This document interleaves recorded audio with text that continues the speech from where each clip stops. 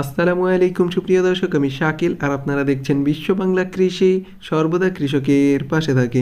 সুপ্রিয় দর্শক, আজকের এই ভিডিওটি খুবই গুরুত্বপূর্ণ, কারণ আজকের এই ভিডিও থেকে জানতে পারবেন আগস্ট মাসে কি কি সবজি চাষ করা যায় সে সম্পর্কে বিস্তারিত। এছাড়াও ভিডিওতে দেখানো সবজিগুলি আপনারা ছাদ বাগানে খুব সহজেই উৎপাদন করতে পারবেন। এছাড়াও বাড়ির আঙিনায় বা মাঠে খুব সহজেই উৎপাদন করতে পারবেন। এজন্য আপনারা অবশ্যই ভিডিওটি শেষ পর্যন্ত দেখবেন।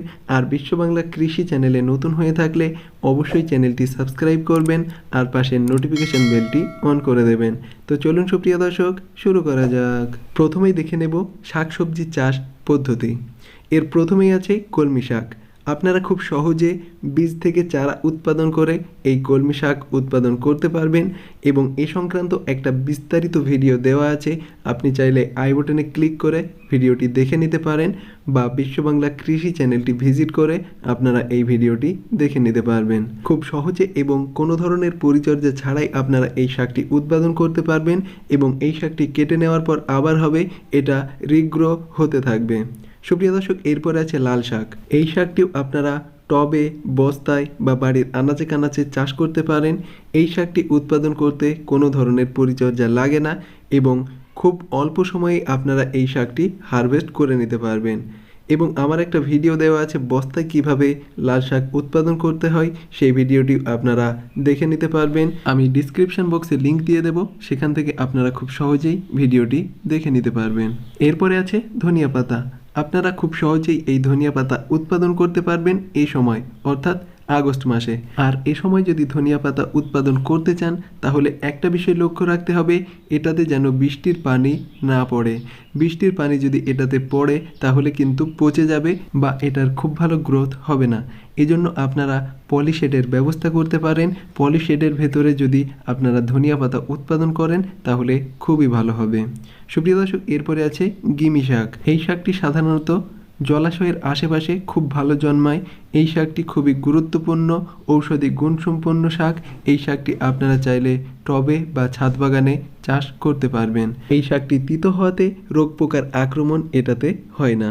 আপনি যদি টবে এই শাকটি উৎপাদন করেন, এর বীজ হবে এবং বীজ থেকে পুনরায় এই শাকটি উৎপাদন করা সম্ভব এবং আপনার নতুন করে বীজ বপন করার কোনো দরকার হবে না। সুপ্রিয় দর্শক, এবার দেখে নেব মূল বা কন্দ জাতীয় সবজি চাষ।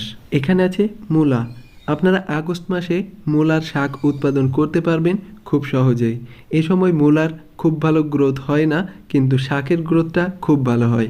এই সময় রোগ পোকার আক্রমণ একটু বেশি হয়, এই জন্য কীটনাশক বা নিম তেল স্প্রে করে এই শাকটি উৎপাদন করতে হবে। সুপ্রিয় দর্শক, এবার আমরা দেখে নেব অন্যান্য কী কী সবজি চাষ করা যাবে সে সম্পর্কে। প্রথমে আছে বেগুন। সুপ্রিয় দর্শক, এই সময় আপনারা বেগুনের চারা রোপণ করতে পারেন।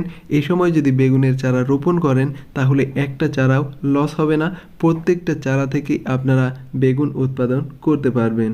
বিভিন্ন ধরনের, বিভিন্ন আকারের, বিভিন্ন সাইজের বেগুন আপনারা উৎপাদন করতে পারবেন এই বর্ষার সময়, অর্থাৎ আগস্ট মাসে। এবং এই বেগুন চাষ সম্পর্কে বিস্তারিত ভিডিও দেওয়া আছে, আপনি চাইলে আই বাটনে ক্লিক করে ভিডিওটি দেখে নিতে পারেন টবে কিভাবে বেগুন চাষ করতে হবে। এরপরে আছে মরিচ বা লঙ্কা। আপনারা এ সময় মরিচের চারা উৎপাদন করতে পারেন বা চারা রোপণ করতে পারেন। টবে যদি আপনারা 10টি মরিচ গাছ রোপণ করেন তাহলে আপনার ফ্যামিলির চাহিদা পূরণ হয়ে যাবে এবং এই গাছ থেকে আপনারা 1 থেকে 2 বছর পর্যন্ত মরিচ সংগ্রহ করতে পারবেন। কিন্তু মরিচ গাছের অনেক রোগবালাই আছে, সেগুলো কিভাবে সমাধান করবেন চ্যানেলে নিয়মিত ভিডিও দেওয়া হয়, আপনারা চ্যানেলের সাথে থাকবেন চ্যানেলটি সাবস্ক্রাইব করে। সুপ্রিয় দর্শক, এরপরের সবজিটি হচ্ছে ঝিঙা। আপনারা এই সময় ঝিঙা উৎপাদন করতে পারবেন। ঝিঙের বীজ বপন করলে খুব সহজেই চারা উৎপাদন করা যায় এবং এর জন্য আপনার প্রয়োজন হবে মাচা বা ভাড়া তৈরি করা। এর উপরে গাছগুলি উঠবে এবং প্রচুর পরিমাণে ফলন পাবেন। ছাদ বাগানেও আপনারা মাচা তৈরি করে ঝিঙা চাষ করতে পারবেন এবং বাড়ির আনাচে কানাচে হলে তো কোনো কথাই নাই, খুব সহজেই এই সবজিটি উৎপাদন করা যায়। সুস্বাদু এই সবজিটি আপনারা অবশ্যই চাষ করবেন। সুপ্রিয় দর্শক, এরপরে আছে মিষ্টি কুমড়া। এ সময় আপনারা মিষ্টি কুমড়ার বীজ বপন করতে পারেন বা চারা রোপণ করতে পারেন। বর্ষা যেহেতু কন্টিনিউ চলছে, এজন্য আপনারা যদি চারা রোপণ করেন তাহলেও কিন্তু এই চারা গাছ মারা যাবে না। এ থেকে আপনারা বাম্পার ফলন পাবেন।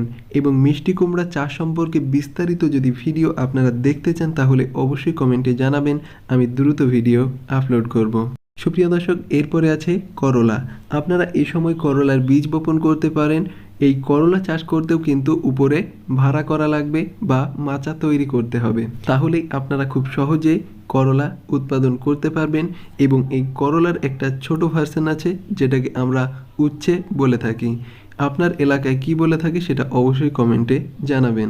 সুপ্রিয় দর্শক, এই করলা আপনারা খুব সহজেই আগস্ট মাসে চাষ করতে পারবেন এবং টবেই এই করলাটা চাষ করা হয়েছে এবং বাম্পার ফলন এটাতে পেয়েছি।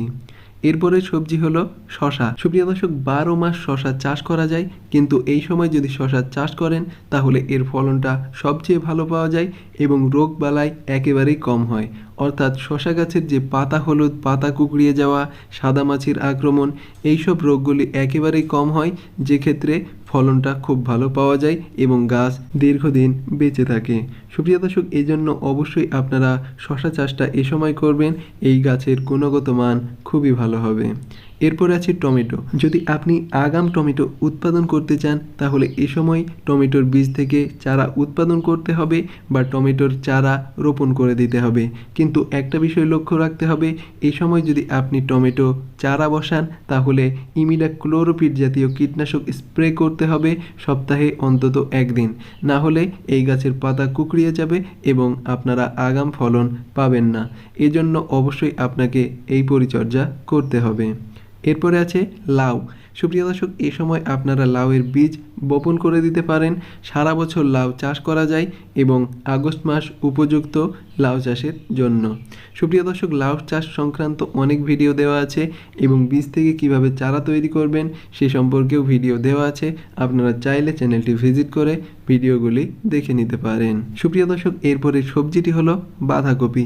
আপনারা সারা বছর বাঁধাকপি চাষ করতে পারেন, কিন্তু এই সময় যদি বাঁধাকপি চাষ করেন তাহলে অন্যান্য মাসের ন্যায় গুণগত মানসম্পন্ন বাঁধাকপি আপনারা উৎপাদন করতে পারবেন। এ সময় আপনারা বীজ থেকে চারা উৎপাদন করতে পারেন বা চারা রোপণ করে দিতে পারেন। পলিশেডের দরকার হয় না, আপনারা খুব সহজেই এই বাঁধাকপি উৎপাদন করতে পারবেন। যেহেতু শীত নিকটবর্তী, এজন্য শীতের কিছু আবহাওয়া এই কপি পাবে, এজন্য এর গুণগত মানটা খুবই ভালো হবে। সুপ্রিয় দর্শক, এরপরের সর্বশেষ সবজি হচ্ছে ফুলকপি। আপনারা এ সময় ফুলকপি উৎপাদন করতে পারেন এবং বাঁধাকপির ন্যায় ফুলকপিটা উৎপাদন করলে আপনারা শীতের কিছু আবহাওয়া পাবেন, এজন্য এর গুণগত মানটা খুবই ভালো হবে। ছাদ বাগানেও আপনারা সব ধরনের সবজি চাষ করতে পারবেন।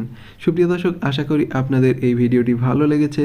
ভিডিওটি ভালো লাগলে অবশ্যই লাইক করবেন এবং ভিডিও সংক্রান্ত আপনার যদি কোনো মতামত থাকে তাহলে অবশ্যই কমেন্টে জানাবেন। এবং বিশ্ব বাংলা কৃষি চ্যানেলে আপনি নতুন হয়ে থাকলে অবশ্যই চ্যানেলটি সাবস্ক্রাইব করবেন আর পাশের নোটিফিকেশন বেলটি অন করে দেবেন। ধৈর্য ধরে ভিডিওটি শেষ পর্যন্ত দেখার জন্য আপনাকে অসংখ্য ধন্যবাদ।